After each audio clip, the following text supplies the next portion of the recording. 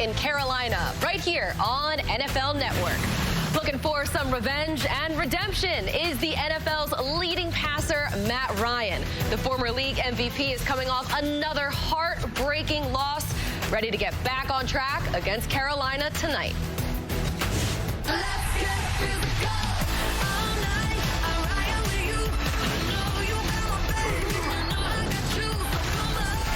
Licking their wounds from another painful defeat. Detroit wins on the final play. Is it time for the Falcons to rebuild or rise up?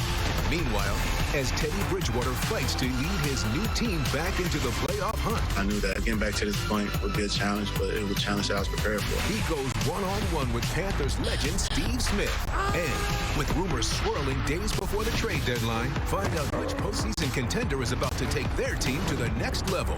Week 8 starts now on NFL Game Day Kickoff, presented by KFC.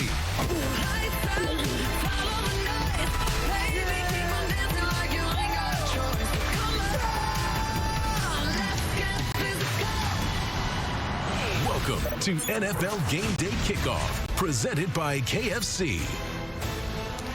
Hello again, everybody. Welcome to another excellent edition of Game Day Kickoff. I'm Colleen Wolfe. The rest of my Thursday family, Steve Smith Sr., Joe Thomas, and Michael Irvin, will join us shortly.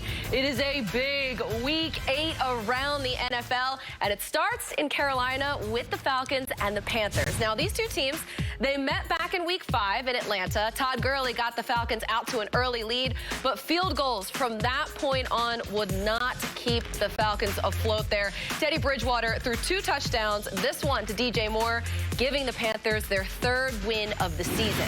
So the rematch, it is tonight, and our Randy Moss gets to see it all. He joins us now from Charlotte, where about 5,000 fans will cheer from those seats tonight. And Randy, how did these two teams prepare for round 2? Well, Colleen, probably the biggest difference between round 1 and the rematch tonight is named Julio Jones, the Falcons superstar wide receiver. Missed round 1 with a hamstring injury, but he will play tonight. And in fact, he says he is feeling great. And right now, the weather here is great. It's 80 degrees and mostly clear. A far cry from this morning when it was windy and rainy as the southern tip of Hurricane Zeta just brushed Charlotte. However, there is still about a 50% chance of rain tonight at some point during the game, and it could get a bit breezy down here as well. Yikes. All right, stay warm out there and dry, Randy. We'll get back out to you in a little bit.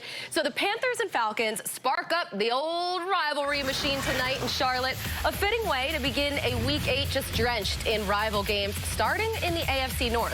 Last season, the 14-2 Ravens swept the Big Ben-less Steelers on their way to the 2nd straight AFC North title for them.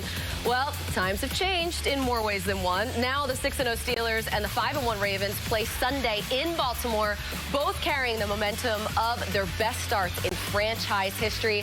As we welcome in our esteemed analysts here to talk about this and more, Joe Thomas, Steve Smith Sr., and Michael Irvin. Welcome in, gentlemen. We have a lot to kibitz about here. So, Steve, I'm going to start with you. With Big Ben back, are the Steelers now the favorites in the AFC North? I'm going to get some flack for this, but you have to say they are. Just the way they're playing, they have a dominant Chase Claypool, who is playing outstanding. But then they have a young Johnson, number 18, who's playing, taking over that role as well as the number 2. But the guy who's supposed to be there, Juju Smith-Schuster, I need to know, I got to put an APB out on him because I don't see him. He's been the guy that, he's been playing so well prior to this year that this was a guy that they thought can be the guy that replaces AB. Well, everybody else has played well. I need to see a little bit out of Juju because when you are playing the Baltimore Ravens, especially this black and blue division, playing in the AFC North, you throw the records out of the window because it's a fisticuffs and it's a fist fight in a phone booth and somebody's going to get bloody, and Juju better get there because this is going to be a hell of a game. It's going to be a physical game. Both of these defenses love to blitz. Only one quarterback, though, is pretty a lot better at it than the other, and that would be Big Ben. So we'll see how that goes. The Ravens attempting to be the first team to win the AFC North 3 straight times, something the Patriots were able to do really in their sleep in the AFC East. 11 straight division titles for them, but Tom Brady's gone and Cam Newton isn't playing well. That's what the season has been all about. Cam's struggles were on full display last week against San Francisco, throwing 3 interceptions before being benched for Jarrett Stidham in the 4th quarter. So, Joe, it's obviously an important division game here against the Bills. How quickly should Bill Belichick bench Cam Newton if he struggles Sunday, especially with Julian Edelman out with that knee injury? Well, Bill Belichick's going to have a slow hook with Cam Newton because he still gives the Patriots their best chance to win. And we heard Bill Belichick say that directly himself this week. And let's be honest, the problems haven't all been Cam's. Yes, he turned the ball over 6 times in the last 3 games, which that's not exactly the Patriot way, but the receivers have struggled to get open consistently, and their defense is struggling to defend passes down the field. But Cam and the Patriots' offensive line still provide a good and, most importantly, unique running game that can be a problematic and a tough matchup for defenses to defend. So let's be honest, they don't really have any other aspect of their offense that really spooks people outside of that unique quarterback-based running game. And Cam had his worst game of the season against the Niners. And this week, San Francisco, well, they move on to Russell Wilson. Their first meeting of the year. And remember all the drama last time they played? Week 17 of last season, the division on the line, all for playoff seeding. And the Niners came up with the photo finish. Dre Greenlaw stopping Jacob Hollister at the goal line, saving the Niners in that 26-21 win. Irv, will the Niners be able to slow down Russell Wilson this time around?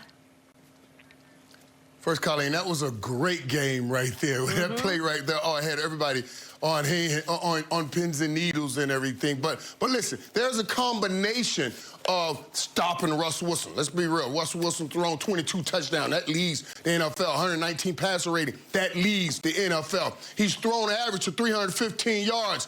They say it's second, but it leads the NFL because Dak Prescott is first with 371, and we know Dak will not be playing anymore this football season. Now, can that defense stop all of that? Then have to stop it. It just has to slow it down. And then you need the offense to do its part. Like the offense I've been seeing the last few weeks, now that Garoppolo's ankle is healthy, where he's throwing those short passing yards, just short passing. He's getting the ball out of his hands quickly. Great job by Kyle Shanahan. I don't think we talk enough about the job that Kyle Shanahan does with the San Francisco 49ers. No matter who he has on the football field, he gets production out of this team. Not like some other teams in the NFL, like the ones that were starting to help me, but he gets production out of everybody. He does a great job. They can stop him, but it'll take both, the offense and the defense, to combo together to stop that great Russell Wilson. Yeah, Russell Wilson, he hasn't been slowed much this year. I think his biggest competition really is his own defense because of all of the liabilities there in Seattle. Well,